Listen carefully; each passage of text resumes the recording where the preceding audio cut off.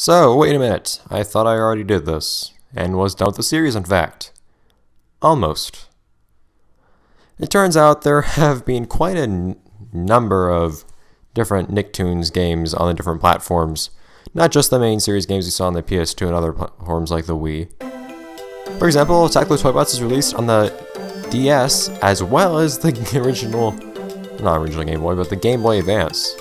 And I figured, why not look at the Game Boy Advance? Just out of curiosity, because I actually find it to be somewhat charming in its own way. I want to look at the DS version too, because it's very different entirely. If you guys won't mind that, but I'll just play through this on the Game Boy too, for the sake of seeing it, because I spent some time looking at this and it's kind of nice actually. The general premise is similar, but it actually changes quite a lot in some interesting ways. And of course it's on the GBA, so it's not the same game. But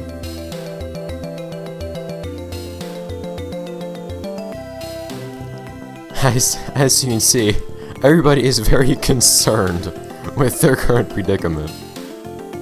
And mind you, I'm playing this on my TV with a PS3 controller. And along with that, I get to hear the Game Boy Advance's beautiful sound system blaring throughout this entire room from my TV.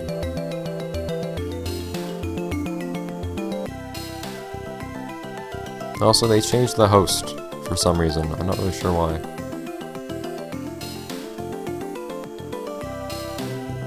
I think they did. I don't remember the host at all from the first game, or from the PS2 version at all, which is weird, but it's not this guy, I think. I'm not quite sure they changed it, though. Also, I don't know why they drew Calamitous in kind of a Steven Hillenburg style, but yeah, kind of. No, not why did I say Steven Hillenburg? Butch Hartman. It's been a long time since I've gone to the depths of Nickelodeon. I don't watch TV anymore, so playing these games is basically my only connection to almost TV in its entirety and to Nicktoons things, so. Not to mention that most of these shows aren't really a thing anymore, so.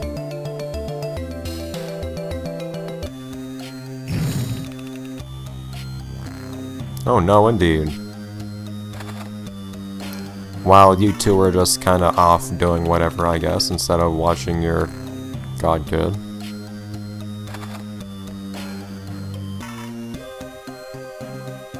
How convenient.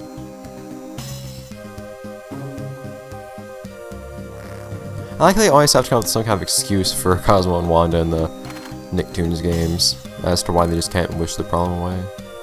Oh, it wasn't really implied I got to choose just yet by actually moving the D-pad, but anyways, so you can play through this game. It's weird. They're basically, you can do if you want 100% the game, you need to do 5 playthroughs, starting out with a different character each time. But then it doesn't really matter what you do from there, and you'll see what I'm talking about later. But I don't know what I'll do in regards to this game, because you get different abilities for the character you choose first throughout the game. I want to show those abilities, so at the same time, I don't want to make you guys watch you play through the game that many times, because that would be, how many levels want I go through? Instead of going through 3, 7, 12, instead of going through 12 levels, I'd end up going through 60. And there are only, I believe, 5 levels in the game. So, at least I want you to repeat a lot of levels. I'll have to just kind of do things differently. But I don't know. We'll see if I'm 100% the game or not. But I'm going to start with, I'm going to do this in a weird order. You'll see the method to my madness later. But I'm going to start with Tack, which is a great idea since I've never actually played as Tack in the game yet. I actually started as SpongeBob last time.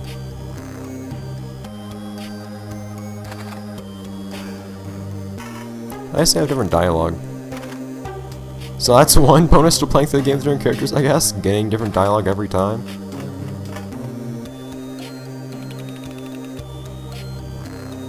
It's some weird artificial lengthening, but what can you do when it's on the Game Boy? It just boggles my mind that they had a simultaneous release of something for the GBA and the DS and the PS2. I don't think this game was released on the Wii. I think we waited until Glob's Doom to do that. Yes, we need keys. I don't know how we just know we need keys, but he's a genius. Yeah. And suddenly... Why is there a jungle, though?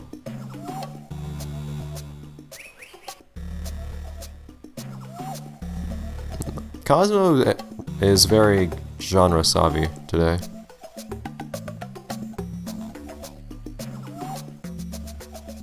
Yep.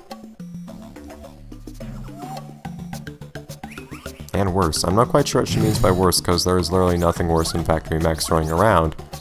But... also, something interesting about this game is it actually lets you turn off... It's nice. Lets you turn off the, little tutorial things, but I'll just leave those on for the sake of explaining things. Explaining mechanics and whatnot. Water! For some reason, water isn't explained, though. That's actually the one mechanic that isn't explained. Kind of odd, but... also, we have spiky things. Spiky things like to kill you. Characters in this game are also very bad at crouching. Basically saying, don't worry about those, because there's nothing we can do with them. Also, don't worry about water, because there's nothing we can do to go down there, despite there being things down there, such as enemies. Missing out on some great things down there you can look up to, even though there's no actual animation for it. It is useful to be able to pan the camera, though, so I'm not complaining. Now, you'll see me collecting a bunch of these things. I'm probably just kind of going to collect them out of habit, because I kind of being conditioned in the 2D Klonoa games to pick up anything vaguely resembling diamonds, because of the Dreamstones. Attack and attack, okay. He has a range attack. A really weak one at that, but alright. But it's better than some characters can say.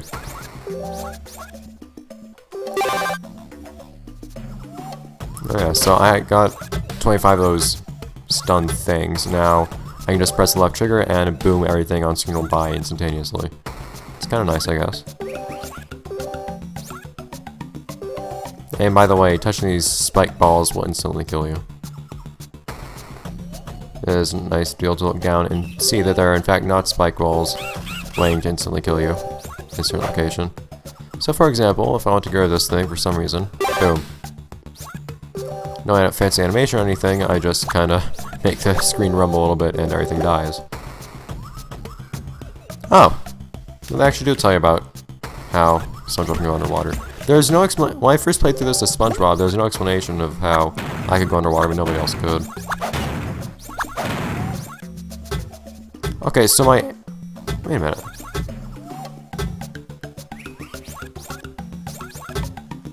Why was I able to do a melee attack there? What was that? And now I'm not doing melee. What? That was confusing. Also, Cosmo, you're gonna tell me about this? You're not? Okay. Oh, there you go. How, for some specific, oddly specific reason, you can turn into a frog. Okay, so if you're close enough to an M, you'll just do that. It's weird. It's still ridiculously weak. I don't know why that is. I haven't seen any character in this game so far, actually. The only character I haven't seen is Danny. I'd imagine Danny can one-shot things. I haven't seen any character. So that means Tack's the only character that can't one-shot enemies. That's really weird. By the way, if you pick up another 25 diamond things, when you already have a bomb ready, it'll tell you, you have a bomb. And then something quite interesting will happen, actually. I can't attack while I'm in that water. That interesting thing is actually nothing. I still only have one stun blast. So, hooray. I'm not sure if we actually get to see Tack's ability.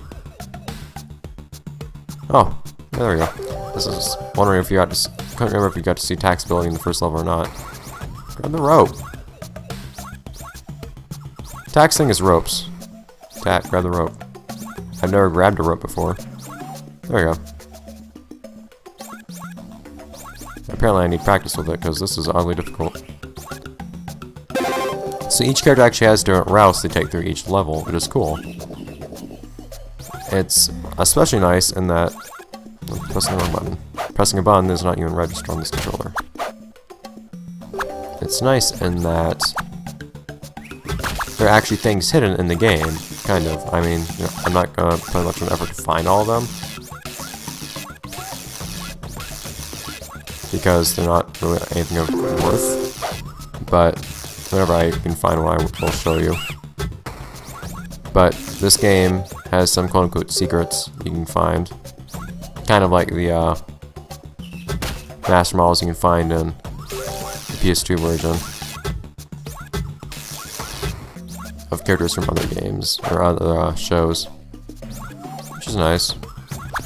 And of course, you can only reach them from one specific path, usually using specific characters' abilities. For example, Carl. And there's no actual acknowledgement of you finding them or anything like that, and you just kind of find them. It's really awkward. But and Carl doesn't even move, in fact. It's just a static image of Carl. But, there's Carl, I guess. Only Tat can find Carl, it seems to. So, this game kind of rewards exploration in a not so strict sense. But, alright, it's just the other way to get here.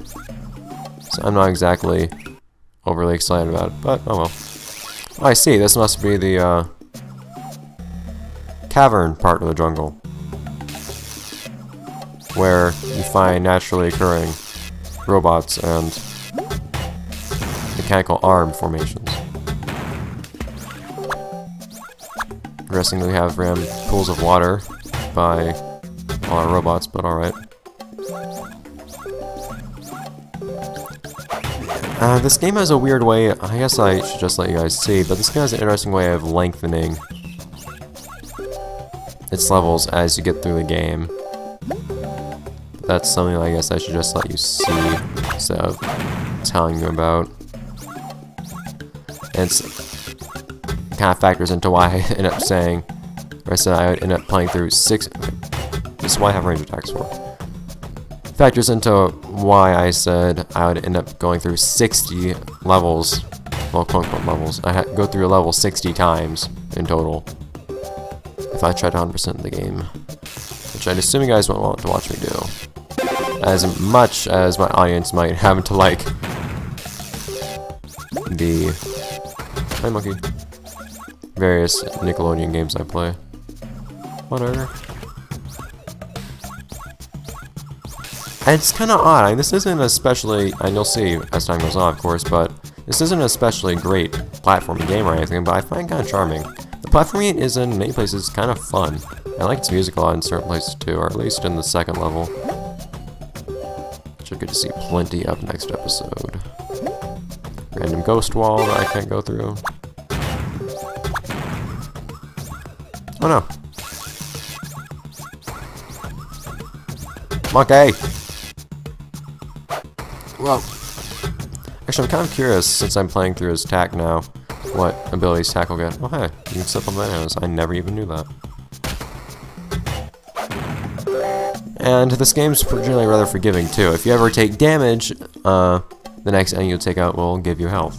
So, different characters also have different amounts of health, as you'll see throughout. Well, kind of. Actually, I think it's just one character in particular has less health. There's one character in particular that I just dislike a lot in general. Invisibility! Invisibility is kind of interesting. It's a fun little status thing you can pick up. It makes you completely invincible, in fact. No enemies will even consider attacking you. But it wears off either with time or whenever you attack. So if you just want to get through somewhere, or if you want to get the sneak on an enemy, you can use that. Just make sure you're not inside of an enemy when you let it wear off by attacking, because then you'll take contact damage and you'll not end up hurting the enemy either.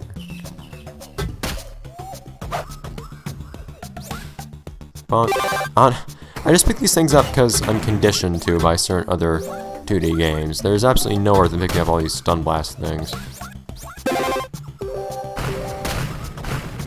Also, those for some reason don't one-shot you like most gray spiky things in this game do. Not quite sure what that is, but... Wait a minute! Let's experiment. Back here, platform. Okay. Yes. Okay.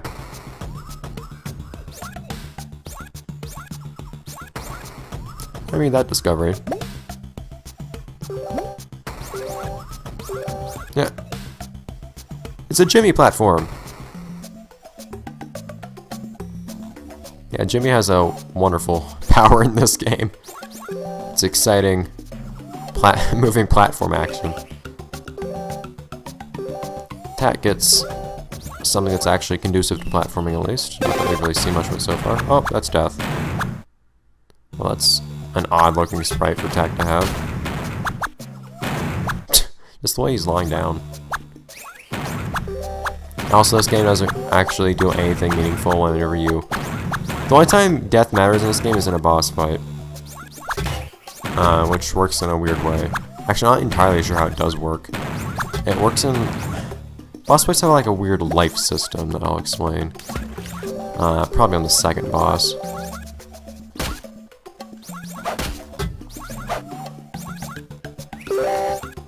But I'm not entirely sure what happens if you run out of said lives, quote-unquote, so... Not sure how I should say it all works. Oh no! No, for some reason I thought there was another platform up on the left there. The levels themselves don't tend to be that long, though. But believe me, you'll get quite familiar with them. Given enough time. These sentries are annoying. Some characters can't even destroy them at all, or at least can't deal with them very well at all. Chains. Hey! This is a tack chain, thank you. And for some other characters, just difficult to do anything with. But whenever you destroy them, they don't drop anything, so they don't give you health, which is always saddening. Invisibility. I don't know what the idea of invisibility glasses is, though. Oh, yeah, also if you fall a certain distance, you don't take damage, but you just kind of get stunned. I don't know why. Oh, wow. You're also it's complete invincibility if you're invisible. Okay, you're completely you're even invincible to physics itself.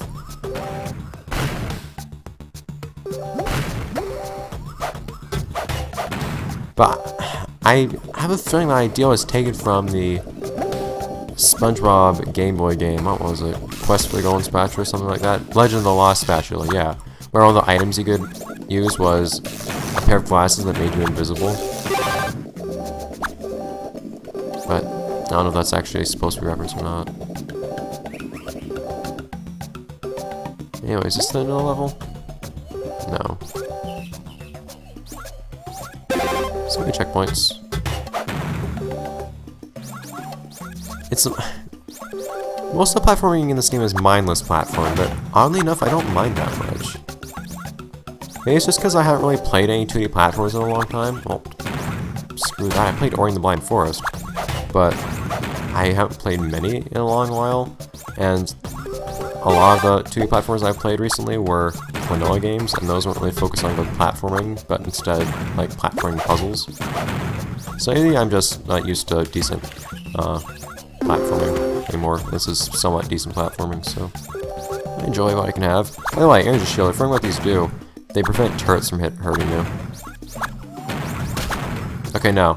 You can still have contact damage with turrets, but the things that turrets do at you won't hurt you anymore. Crap. I just like destroying turrets because I just like them. That's really all I can offer as to why I take so much time to deal with them.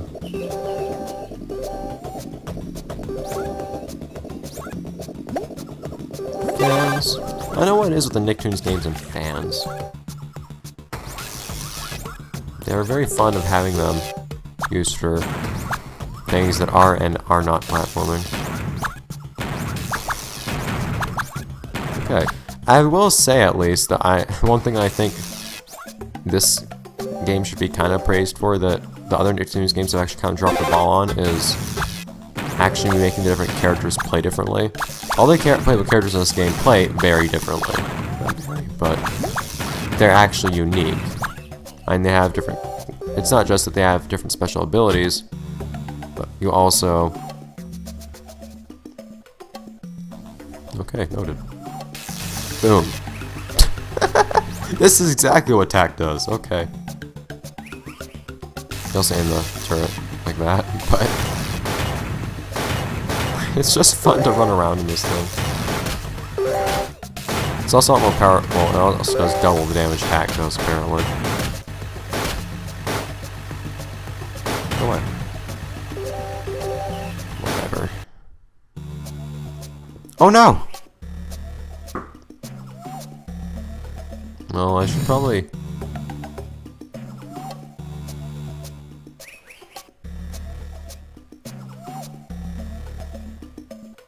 You have so much in common. Yeah, I guess you could use this thing if you want to, since you do more damage. I don't know if attack can actually damage the robot or not, normally. I don't know if I'm hitting or not. This particular boss likes to guard a lot, like it is right now. So it can be annoying to actually cause damage to. There we go. See, I only do half a heart. Whoops, half a heart of damage too whenever I hit it with the turret. So I don't know. Also, the turret, or well, whatever you want to call this thing, when you're in the mech, if it gets destroyed, you don't take any damage. So just feel free to do whatever. Just trying to Iron Man through things. I do normal damage. It looks like against robot attack. Okay. So I didn't need that thing after all. Hooray! Whoever made that thing did not have a very high opinion of tax intelligence. Hooray! Temple that thing. Oh! Okay, I actually do more damage now. Great. At least now I'm doing melee. Yeah, my melee does more damage. Okay, I suck slightly less now. Whoa! And in celebration of that slightly less suck, we can now actually do, well, free someone. Who will it be? That is the question, Cosmo, because we're gonna have to decide next time. Woohoo. I will see you guys next time, next episode. Let's play Nicktoons Attack the Toybots for the Game Boy Advance. Maybe one day for the DS as well. So we're playing one game on 3 different platforms and it being different on every single one. But hey, it's actually kind of a cool experience to have. I hope you'll follow me in that experience. So, au revoir.